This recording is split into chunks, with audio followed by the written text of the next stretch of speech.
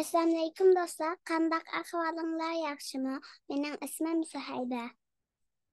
Bugun sizlarga Pakiz qo'l degan tekstni o'qib beraman. Pakiz qo'l. Bolalarim, o'yinlarni o'ynab bo'ldinglarmi?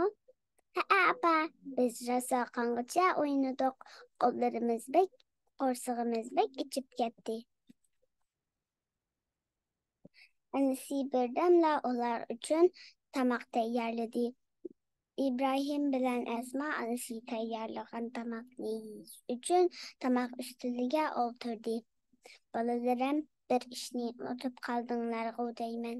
Qani qo'llaringlarga qarab boqay, dedi anasi. Qo'llaringlar nima degan mehnat?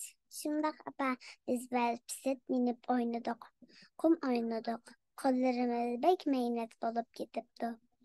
Tamoqdan burun nima qilibdik bolalarim? Qo'llarimizni yuvdik apa. İbrahim bilan Asma suvxonaga kirib qo'llarini so'pinlab yuvdi. Ular otasiga qarab, "Apa, qani qo'llarimizga anda qarab beqing", dedi.